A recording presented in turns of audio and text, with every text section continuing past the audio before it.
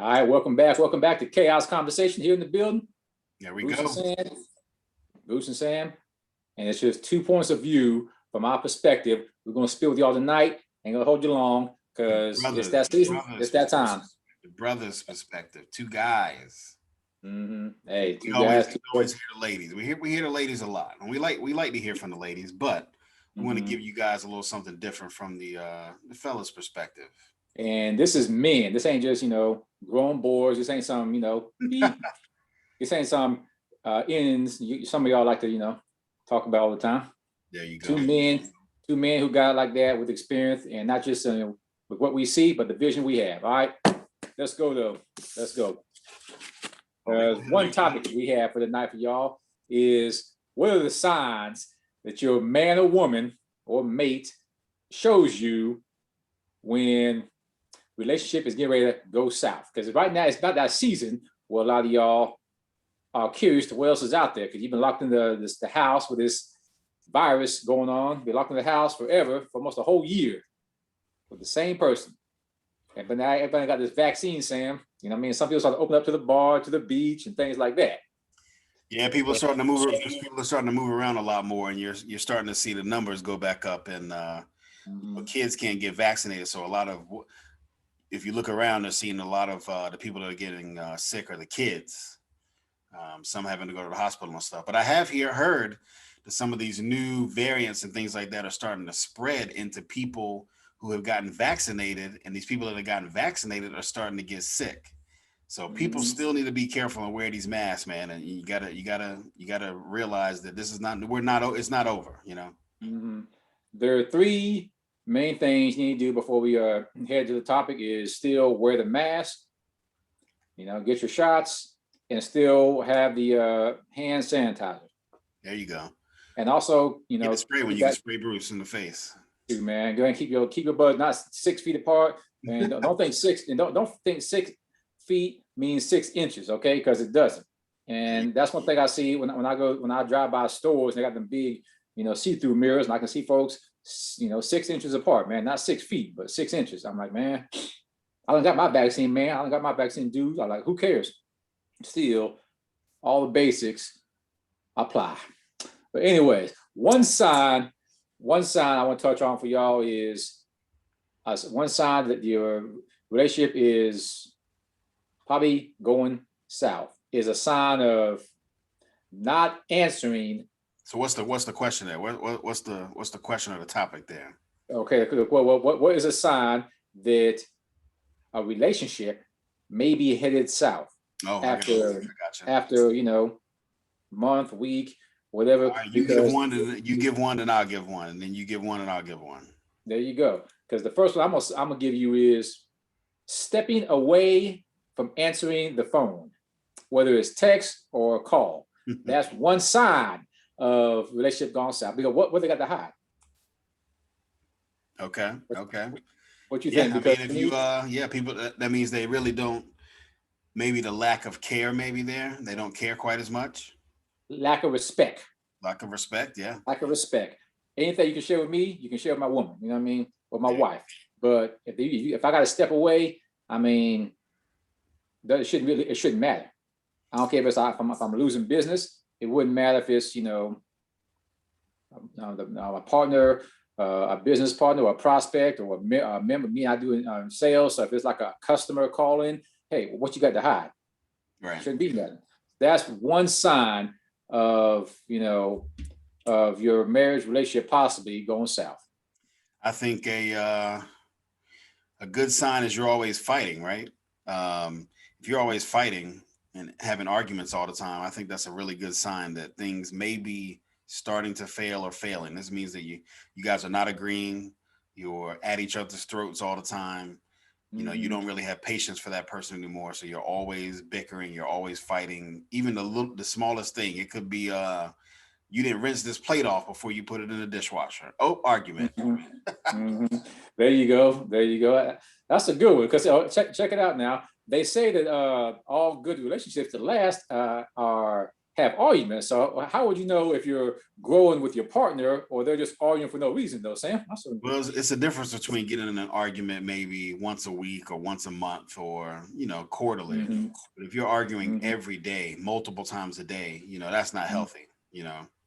Okay. Even arguing once a week, some people would say that, there's a difference between a conversation, a discussion, and then an argument where two people are Debate. screaming and yelling at each other, Mhm. So, because here's one question that I can ask for the people, because I've been asked this question before: is how do you know if you're arguing because your partner is trying to find stuff you do wrong, or how do you know if you're arguing because your partner is trying to help you get things right? How can you tell which is which?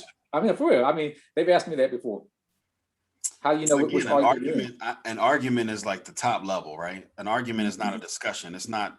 We can disagree on things. My wife and I disagree on things, and we have strongly worded conversations, but it's not an argument. We do get into some arguments sometimes, but that's rare. Mhm. It's great to have discussions and open dialogue and talk about things that may be uncomfortable. But it's a difference between having a conversation, the other person saying something, you listening, and then you respond to something. You're not putting them down, doing anything like that, and then they Mhm. respond. It's a back and forth. That's a dialogue, right? But an argument Okay. is when two people are, well, yeah, usually you disagree in an argument. You're disagreeing, but you're also not being nice about it. Usually there's yelling and screaming. If you're not yelling and screaming, it's usually not an argument. You could disagree and have a conversation about it. So an argument takes it to that next level where usually people are hurt. There's some screaming, there's some yelling, there's some strong disagreement, but it usually is a little bit louder. And a lot of times people walk out or slam doors. I'm gonna say like this before we move on to our next topic: is arguing is telling somebody they are wrong for thinking or acting the way they did about whatever it is. Think about politics. Think about, oh, you're wrong for not, choosing this team. You're wrong for that. It's telling them they're wrong, and then arguing is also a sign of disrespect, not respecting their opinion, but disrespecting their decision. And there's a huge difference between that of disrespecting and agreeing to disagree. So that to me is arguing for sure. I don't care if it's marriage or relationship of dating commitment. But Okay. that's another sign. And one more sign. There's one more for you. One more sign before we go to our next topic for y'all tuning in. Oh no, I'm gonna come back with another one. We're gonna give them. I'll say 2.9 divorce. Okay. I'll say 2.9 divorce. One of mine is lack of the benefits in bed without having to ask.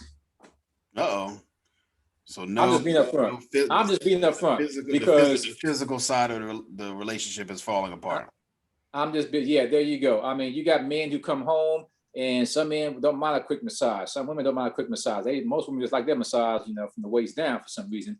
Most men don't mean the waist up. I don't know. It's not all the time, but when the benefits in bed have stopped without, and if you have to ask for them, that is a sign that it might be falling apart. Because either somebody else is on their mind, or, I mean, the fellas know when their woman's time of the month comes, so that's not it all the time, but it's like that is one sign because all right, who else you messing with? It's a sign of okay, something else is going on that the other party don't know of. That's a Just good. keeping That's it a real good with y'all. one. Let's So keep to it real. piggyback on that one, Mm-hmm. a sign that your relationship is failing or falling apart or Yep. doomed. There you go. You're thinking about cheating, or you already have cheated already. Mm-hmm. Ladies, I Now, what don't you think mind. about that? I think if you're in a relationship, dating, married, whatever, committed, whatever it is, if you're thinking about cheating, your relationship could be going down or is going down the wrong path if you're thinking about it, I because mean, I'm not talking. that means you're lacking something in another area in your current relationship or some need is not being fulfilled in that relationship, and so therefore you're thinking outside the relationship because that need is not being fulfilled. That need could be a lot of different things, but something is not being fulfilled. There you go. And I tell folks all the time, men and women, I said, your actions and all about there's more power in the mind than people give it credit for, because once it's in your mind, I don't care if you speak it in a song, speak it in a short conversation, speak it in any way. If your mind's there, you might speak it sooner or later, and your actions will follow without you even meaning to. Right. Or as they say, it happens by accident, honey. They won't talk about no daggum accident. You sitting there talking about you like this on TV or something. You like this series, this show, and you see it up there, and you keep talking it. Next thing you know, I want to try that, and now he is trying it by accident. Get out of here. Get out of here. No, mom. That'd be like, I don't that's think like anything is an accident. I think sometimes No. you get put in crazy situations, or maybe you were in a situation and you made the wrong choice, whether it be because you were inebriated, had too much to drink, and you let your guard down too easily, and so you weren't fully in control. But it's still not an excuse for taking action that you wouldn't normally do. You know what I'm saying? I mean, not saying when you say put in position, how about they put themselves in that position? Because can't nobody put you in no position. Usually you put yourself in that position, usually. Yeah. Ladies and gentlemen, I mean, I can mention too many names. We all are human beings and we all have choices, right? We're not puppets on a string. Nobody's holding us up, controlling us. So you control yourself at the end of the day. So there y'all go. There are 4 signs you guys should be on the lookout for if your relationship ever starts to fall apart, especially during the summertime when everybody has been in the house for almost a year and a half. Well, not quite a year and a half, but a year and some change. Yeah. And then it's time to go out, and there's all these, half-naked men on the beaches and women on the beaches, and you go to the clubs or bars, and all these other men and women you ain't have a chance to see while you were locked up in your house working from home. So that's when those are signs. And all the signs y'all been seeing for this past year while this virus has been going. All the signs you've been, not the signs, but all the things you've been used to for a whole year and some change. If you start to see any of the signs we just mentioned, best thing to do is talk it over. I told people this when COVID first hit. I said, 2 things are going to happen a year from now. You remember me saying, I'll go pull the episode. I said, there's going to be a lot of new babies that people didn't want or did want. And a lot of people's relationships are going to end or be ending in a year from now. I know 2 young ladies. I ain't going to mention them who done, had some babies during this COVID going on. Franklin, I ain't gonna mention them though. I know quite a few. And I'm sure there's a lot more. This is going to be, people talk about the baby boomers when people came back from the end of World War II, but this is going to be a huge baby boom, and it's going to be called the COVID babies, or whatever you want to call them. Man. So what's so next time, speaking of relationships ending, let's talk about, there's a term that that's been coming out since COVID started. And I heard it kind of before that, but it's called single shaming. And I think a lot of it has to do with, some people maybe be in a relationship and some people are not in a relationship, but really single shaming. Is that by choice though? Is that by choice? Some of it, sometimes it is, but single shaming is essentially coming from the point of view that being single is somehow less than being in a relationship. You know what I'm saying?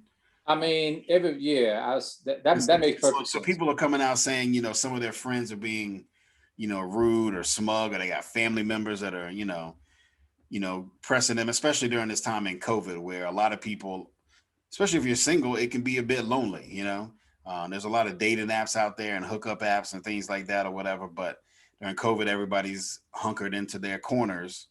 People are starting to come out a little bit more, but, single shaming, I think, is a real thing where people get pressure from friends, they get pressure from family, and they get to make, maybe there's some trip, maybe there was a couple's trip and people didn't want to invite, even though they could be best friends with somebody, maybe they didn't want to invite that best friend because they weren't in a relationship. That could be single shaming because they're kind of isolating them. You know what I'm saying?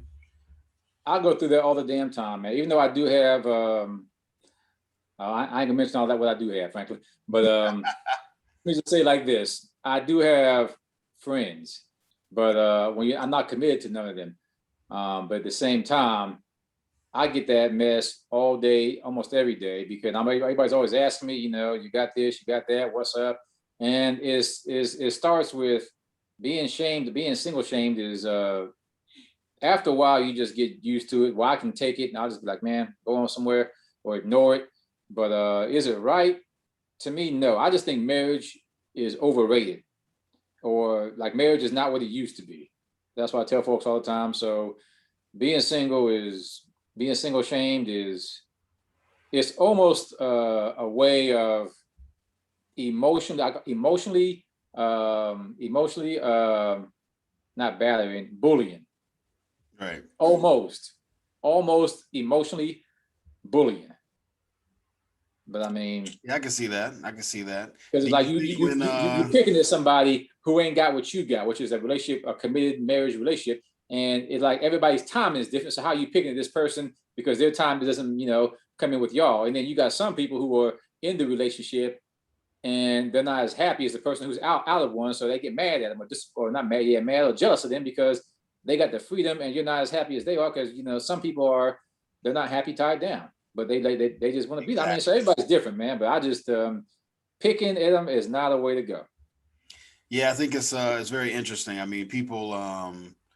I think unfortunately we live in a society where people have been raised to ask a lot of questions, and I think women probably get single shamed more than men because society is taught women that, oh, they're supposed to be in a relationship, they're supposed to be married, they're supposed to have kids, they're supposed to do this, they're supposed to do all these things. But the reality is we live in a new world with a lot of different this new generation of thinking, especially people under the age of 40, where they don't think the way people over 40 think. They women aren't having kids, people are single until they're 40, and they don't care. They don't care about anybody else's opinion. But I think sometimes, like you said, sometimes it could be tough where people are, maybe asking questions, or why don't you have kids? Why aren't you married, or this and that? But I think, like you said, being single has its highs and has its lows, just like any person in a relationship has their highs and lows. But if you're looking for somebody, that's kind of different. I think it's different if you're single by choice versus you're looking and dating and doing things like that, and you're still kind of in quotes single, and then somebody kind of makes fun of you, like you said, or whatever. I think do you think the reaction is different if you're single by choice versus single by let's say multiple choice or whatever, you're actively dating or looking versus you choose to be single? Do you think the reaction is different? Great question. Here on 17.9 The Voice, sometimes I can't say any other way but to keep it real, and here it goes. If you see somebody, like men can take a little better than women. Most men, not all of them. But if a man or woman's out here putting forth the effort, it's like trying to lose weight. You know what I mean? If you're here putting forth the effort and do what you're supposed to do, but having no progress, people gonna be like, you ain't running enough miles. They're gonna pick at you for what you are doing. You ain't, you stupid for not going to the right place. Okay, where's the right place? There's no right place to meet a mate. I mean, so they're gonna start picking at you. But when you're single by choice, you can pick at me all you want to. Hey man, it's by choice. I want to be for now. It's by choice, my decision. But when someone's out there trying their hardest, it's like, all right, again, emotionally taking advantage of somebody like that, bullying somebody like that because they don't have what you have is dead wrong. But when it's by choice, like me, I can say mine is by choice because I've listened to everybody's stories. I've heard their tales of even don't get whatever you do, man, don't get married. Stuff like that. And, what I mean? But I hear it, and I'm sitting here. I heard that a lot. But good thing you don't listen to them though, Jake. But when I hear stuff like that, it's not that it shies me away. It's just that I know all the responsibilities it takes. I have what it takes, but I'm not going to rush it. And when I go to places where only this is only for couples, I'm like, okay, is that married couples or dating couples or what kind of couples is it? And I'll mess around and I'm like, all right, well, fine. It's not for me. It wasn't meant for me. That's the way I look at it. And when you're single, I mean, I don't have any kids or am I, committed to anybody. But for a lot of women, I think people do it because, like I said, it's overrated and it's so traditional that a woman be with a man. But people have to keep in mind things are way, way, way, way, way, way different from when that came out. Because nowadays, You got women who are small business owners, corporate business owners, working from home, making six figures. I mean, the times are so different from when that traditional time even started, but it's still going on. It's like, Yeah. being single. Actually, I'm glad you said that because you brought up a good point right there. We have to remember in life that we all have our own journey, right? There you And go. people's priorities are different at different stages of their life. So you may have met, I knew girls of various races in college that as soon as they got out of college, man, they were engaged and married, boom, having kids when they were like mid-20s. Versus I know other people of all races or other women, other men that they were still in their early 30s when we hit 30. They were still working on their career, or they were just out having fun, enjoying life, traveling. So they weren't at that phase to like settle down yet. And then maybe they're settling down in their mid 30s, maybe they're settling down in their late 30s. But then also know people that were married in their early 20s that wish they'd have remained single, and traveled and hung out with their friends a little bit more and did those trips and did those things, and explored the world a lot more, figured out who they really were in life, before they settled down or whatever. So, I mean, you hear it from both sides, where All sides. from all sides, people that are in relationships are still trying to figure out themselves and their relationships. So I don't think anybody should ever single shame anyone, and I've been guilty of that, of saying, not single shaming, but of saying something like, maybe if this person did, ABCD, maybe they can meet somebody. And that's kind of single shaming almost, even though that person is your friend. You're saying, oh, if only they did, 1, 2, 3, 4, they would be able to meet somebody. But at the end of the day, they could be doing 1, 2, 3, 4, and it still might not work out. I was single for a minute, and I told people, look, at the end of the day, you got to figure out yourself. You go out there, you have fun, enjoy life. And as you're enjoying life, if the right person crosses your path at the right time, things will happen. You'll know. This food, But this food is not lying. don't force it. This food's not lying, because he be doing that mess to me all the time back in the day. He don't do as much now, man. Y'all see that? He ain't lying to y'all, because he be joking on me every now and then. But it's all right. It goes through one. It's always fun times. But what he's trying to say though is, when you got relatives, when you got friends, or even people you don't even know like that, but you see them quite often, single shaming, don't make it a habit. You can, if it's not, if you're not asking the question or making a comment out of consideration, the best thing is, man, is let them bring it up. That's the best thing to do, to find out if it's somewhere they're trying to go. Because when you bring it up to me, it's going to be a regular conversation. There's not going to be much concern. But other people, when you bring it up to them, it kind of brings their depression, sometimes even stress to them. They're not doing something right. I need to lose weight. But if you bring it as something, single shaming as something wrong they're doing, some people can take it the wrong way. So all we're trying to say is, pump the brakes, go in neutral, but don't go and drive too often, because when it comes to that, because when you leave it in neutral, that means some people, if they want to bring it up and talk about it, they will. But if not, it's like, Right. I get that mess all the time. I'm like, hey, all I tell them is, that's the business she's chosen. They're like, who is she? I'm like, I don't know. Ask her, find her for me. I don't know. There you go. Well, hey, let's move on to the next topic. We got 20 minutes here on Chaos Conversation. Hey, check us out live, Chaos Conversation on Facebook, Chaos Convo 01 on Twitter, and always 72.9 The Voice. You can listen to us live there. You can also listen on any of your streaming devices, and any way you stream radio, like tune in. You can listen there for free. If you ain't got the app, go get it. It's there free. You go. You can download it for free. What's next on your mind? What was another topic we had? Here goes one. Because again, it's that season. And there's too many cookouts. There's too many open gatherings at the bar. There's all this other stuff where folks they're trying to mask up. You know what I mean? Go out there and find something they want to do for themselves. So another thing is, when you're either dating somebody, committed, or married to a person, right? At what point do you let them know about your past experience that possibly or may be somebody they know? What do you do if you ever run into that? And which is something Some women don't know how to put because they know how insecure their man is. Some men don't know how to put because they know how jealous their woman is. And so it's like, okay, the woman done been through so much hell in the past by her man doing what you done did, but you didn't know it because, you know, fellas, you did the act before you even met the woman you're with now. But you know how insecure she is. You know how, you know, jealous she is. So you're like, okay, do you tell her or what do you do? Ladies, same thing.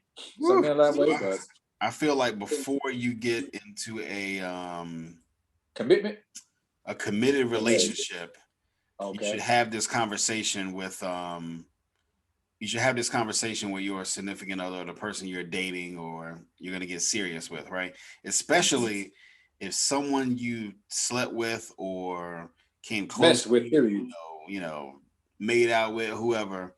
If you cross that line with that person, or not to cross that line, but you took it that far with that person, and they're a friend of yours, or there's somebody that's around your life, that whoever you're dating or the person you're committed to, engaged to, or wife or husband or whatever, if they're gonna see that person like regularly, at least a few times a year or more, you should probably, or even if they see him once a year, you should probably have that discussion with that person and say, hey, look, this happened, 5 years before I met you, a year before I met you. Even if it's a day, even if it's one day before you met that person, it still matters, because guess what? You don't want to be at somebody's house, or like Bruce said, a gathering or a cookout, and that person gives you a hug, and then some other person over here whispers in their ear that they hooked up like 5 years ago, and you don't want them to find out that way. Trust me. Question.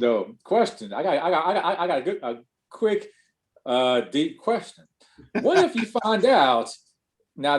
Let's say that you've dated this person for 8 to 10 months. You're committed to him for like 5 or 6 months, and you get ready to pop the question at a cookout, right? And the one person you told them about this person. You ain't mentioned no last name, but you told them about this person, and the person is like a first, second cousin that happened 5, 6 years ago.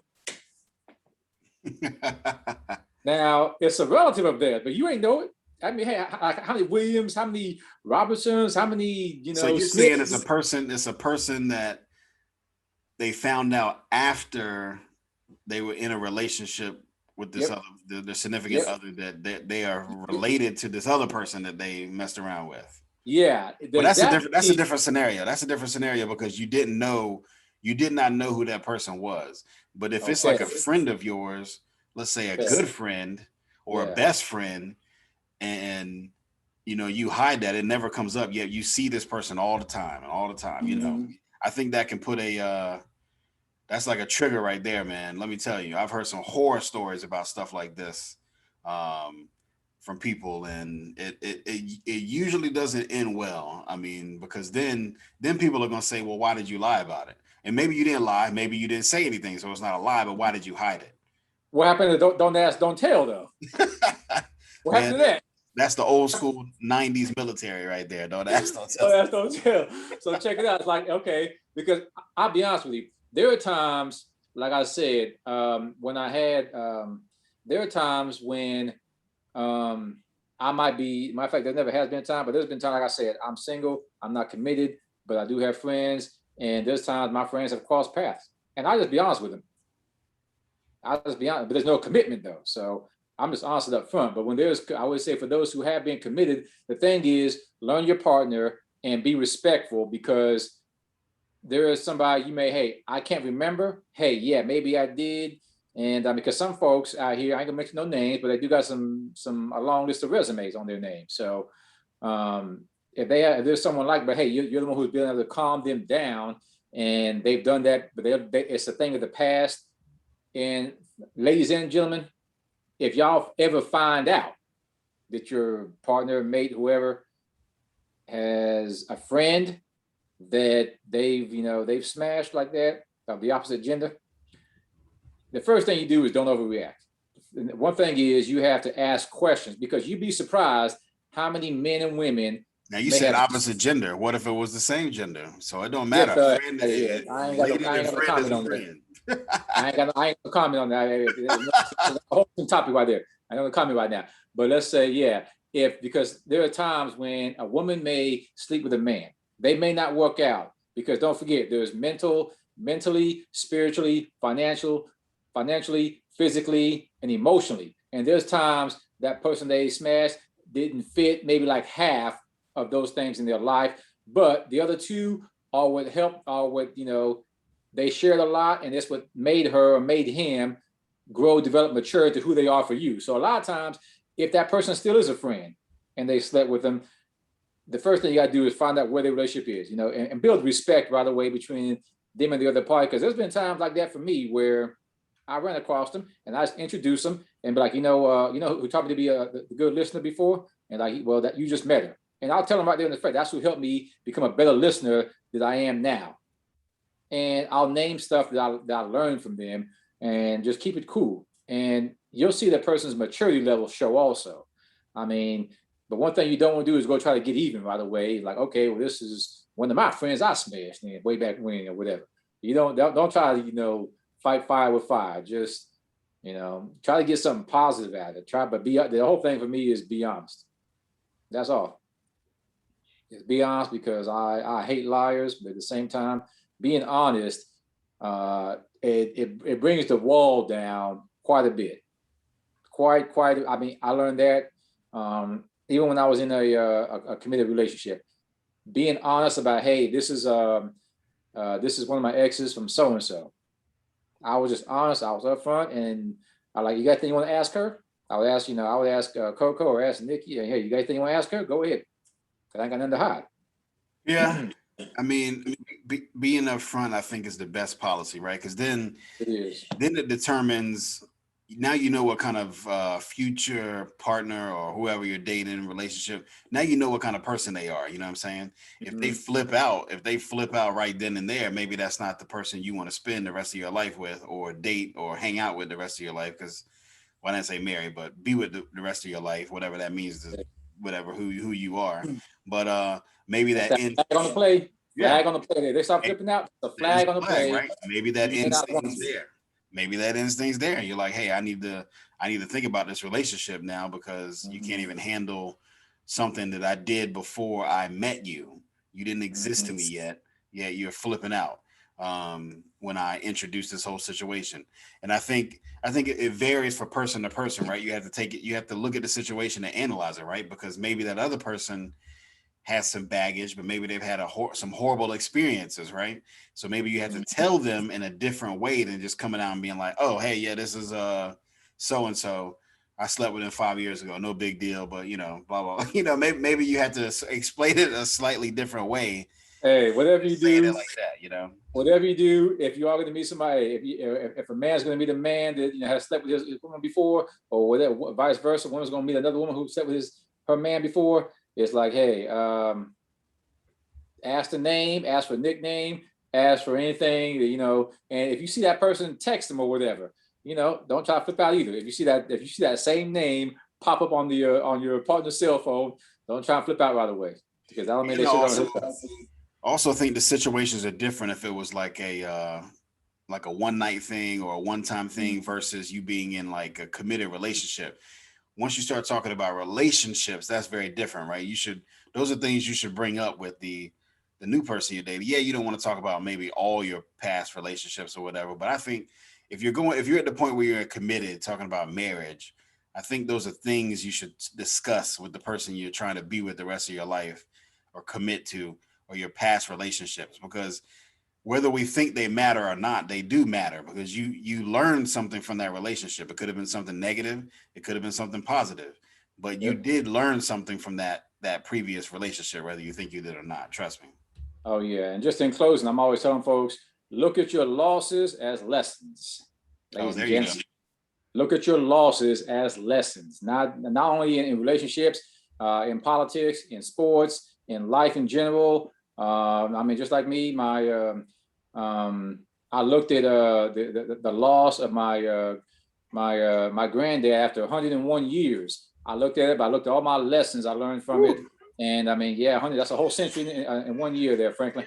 So I mean, when you look at your losses as lessons, it's a whole different story, Oh yeah. especially in relationships, because looking at your losses as lessons is definitely a different way of saying that, hey, you are growing, you are maturing, you are, better in life. Yeah, definitely. I mean, that's is something that we've all been through, whether Oh yeah. and there's all types of relationships. It doesn't mean you had to be in some type of committed relationship. It could have been a Mhm. friendship that There you ended. go. But there's all types of relationships that we have been through. Maybe Mhm. something didn't work out. Now you move on to the next one, and you've had to learn from that. And maybe, like you said, and hopefully, if you cross that path and you're trying to get committed to somebody else, that you've learned that lesson, and you can move on to the next and share, other stuff with each Mhm. other. But we only have about 10 minutes left here, so I wanted to jump right into this next topic. Go ahead. A lot of people are going through a lot of things right now with COVID going on and the isolation. A lot of things they're seeing on TV with, and happening in the community with police, etc. And, the terrorist attack / insurrection that happened at the Capitol. But Oh there's yeah. this thing, and then the soldiers coming home from war. That's usually what we think about it at. But PTSD. What Oh, if woosah, let's say you in a relationship and woosah. you know we can look at it two ways. If you have PTSD, how do you explain this to somebody you're dating? Or let's say somebody's hiding that from you and you didn't know, and then they came out and you found out in a crazy way where they just, they flipped out when they heard a noise, or, a siren went off and they, broke down, or, were like in a corner sobbing because a siren went off or whatever, because they took their Mhm. mind back to a specific event. Mhm. How do you live with or date or deal with someone that is going through that type of well, I guess PTSD is it is scientifically considered a mental disorder. It Um, is. so how do you address that? How do you deal with it when you're dating with someone And or you in a know what? relationship with someone like that? That's one of the biggest things I think a lot of people overlook, because they just make the assumption that he or she doesn't have it. And I mean, that disorder, and I mean, spiritual warfare is another disorder. And in my opinion, it's hard to just come out and ask it. It's to me, it's about one's experience, knowledge, and if they don't ask, if you don't, you have to kind of like ask around it. The best way is for me is ask around it. And what I mean by that is um, bring it up like, hey, I had a friend who had it, or I had a friend who had this, but don't come out and ask right away. Let them include themselves. And sometimes it's about knowing the time to ask. But to me, that's not something I would ask the first, second, third day. I probably wouldn't ask that to maybe a week or two before I felt like committing to that person. Yeah. I mean, the timing is different, but everybody's time is different when they're ready to commit. But I would say those kind of questions a week or two before commitment, and then within, after, if they tell me yay or nay, it doesn't matter. I'm going to start looking for signs of it.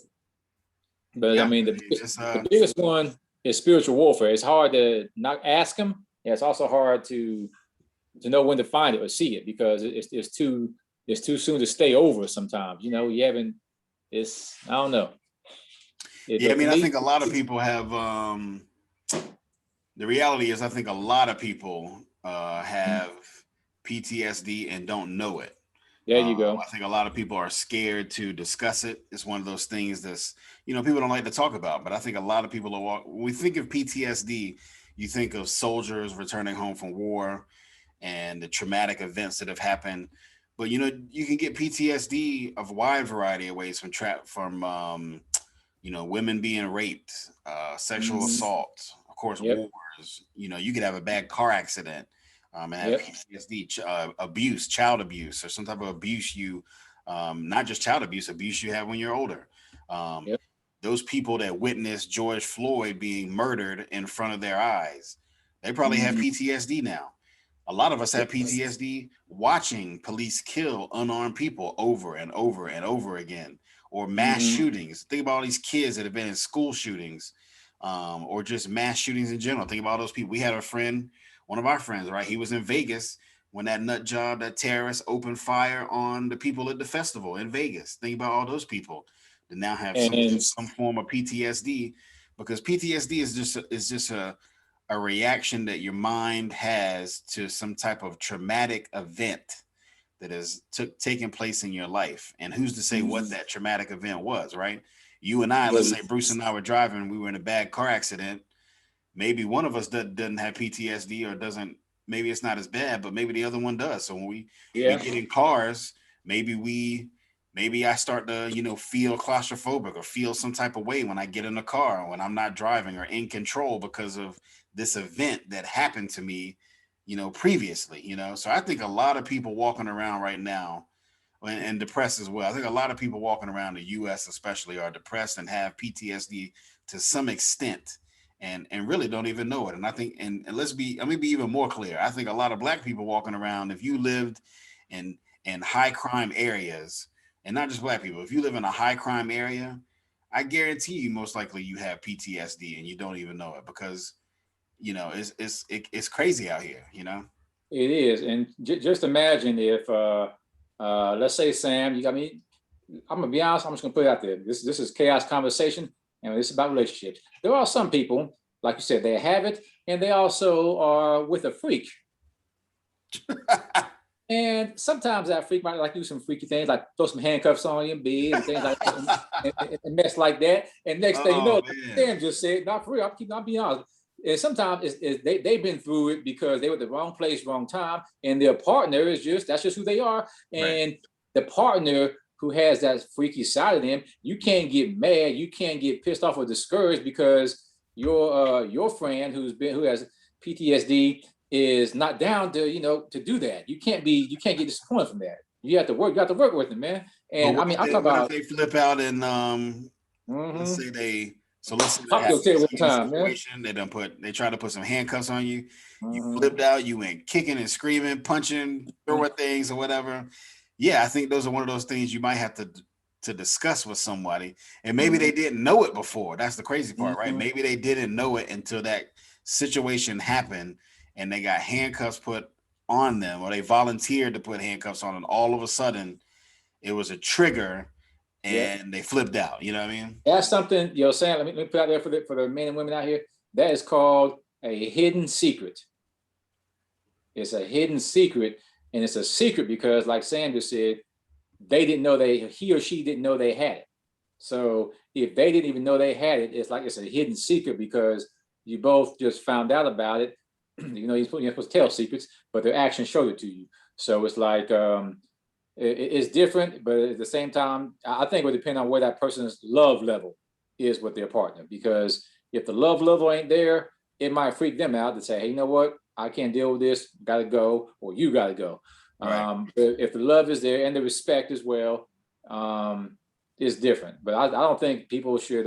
If your partner has PTSD, I don't think you should, I would say, give him a chance, because when you give him or her a chance, I mean, depends on how you can take it too. That's why they always say people of the same background will mesh and blend, because let's say you've been through it. Okay, well, yours is your shows when you're in the car, their shows when they're at the house watching TV. Right.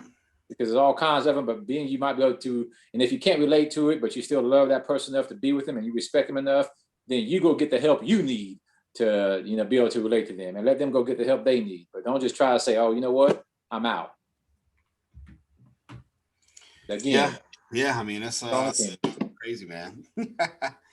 It could be life is a journey. It could be a long journey sometimes, but we have to fight through. But for some people, they're dealing with the hidden, and like Bruce said, the hidden mental disorder that a lot of people don't realize they have and are scared to get help for, and it leads to a lot of other things. It leads people to become homeless. It leads to people to become angry and commit acts of violence. It leads people to become depressed, commit suicide. I mean, a lot of those same the things we're talking about right now are some of these same symptoms of PTSD, right? Like feelings or dreams of the event, or mental or physical distress. Maybe you're physically, if we've all been like, maybe if you've ever been depressed a little bit or upset, and you've had like the physical, you feel like the weight of the world is on your chest, your body, or you've seen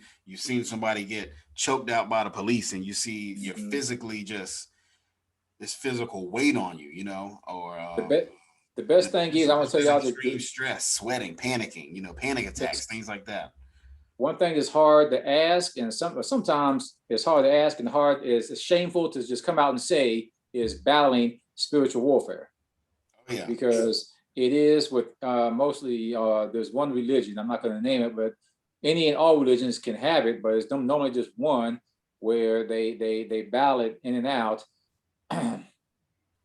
for a lifetime, and it's that's nothing to, I say, leave somebody for. There's nothing to push them away for or try to down talk them. It's something you got to work with them on, and that to me is when you'll see people's true colors, what kind of love they have for you. If you know somebody who's going through it or has been through it, or you're with somebody now who's going through it, that's going to show a true love level for the long haul.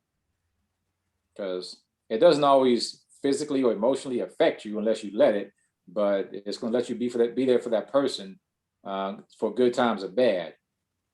Whether if you, let's say they battle spiritual warfare, but they never told you, or you never saw any signs that they were. But then finally you get married and you experience it 2-3 months later. Don't forget, the vows are for better or for worse. And just because you're seeing the worst side of the spiritual warfare they're battling doesn't mean, dude, you wrong, or ma'am, you wrong. It means both of y'all go find some help. That's what it means. So yeah, it's interesting. Everybody needs help. I guess we just have to know when to ask for that help, and that's kind of the hard part. Sometimes letting our guard down, letting our emotions, be out there, and our what's the right word I'm looking for? Stop being stubborn. You have to know when to ask for help, and sometimes we've all needed help in our lives, at some point. oh, yeah. And we have to be able to, at least from our close friends, if you're ashamed to ask family, if you're ashamed to ask maybe somebody else, if you're ashamed to ask friends, ask a stranger, call one of the hotlines. One of the biggest hotlines you can call for PTSD is the PTSD Foundation. Literally, the number is 1-877-717-PTSD. And we think of PTSD, we think of veterans, so I can't not give out the veterans number. The veterans, when there's a crisis line for vets, it's a crisis line, 1-800-273-8255. And once you dial that number, press 1. And you can take the step toward getting some of that help you need. If you're with someone that you see has some of these signs we just discussed, call one of those numbers and try to get them the help they need if they won't do it themselves. Because the life, you may save their life, you may save your own life by helping them, And we ain't getting paid for it yet, but it's definitely something, man. When you have friends and family who've been through it, loved ones, the people you come in contact with, maybe even members of whatever biz you got going on, that's the kind of stuff they're not going to tell you right away, because you don't stay with them. So it's like you probably won't see it. So my thing is, learn how to ask indirectly. Like, do you know anybody? That's the best way I've asked. When it comes to sales, that's the best way I ask to try to get to somebody. Do you know anybody, who may or may not? And that way they don't feel offended. If they want help, well, normally if they want help, then they include themselves. That's just, hey, don't ask, don't tell. So hey, keep that in mind. Yeah, that's, at the end of the day, that's what it is. But hey, it's time to wrap up the show.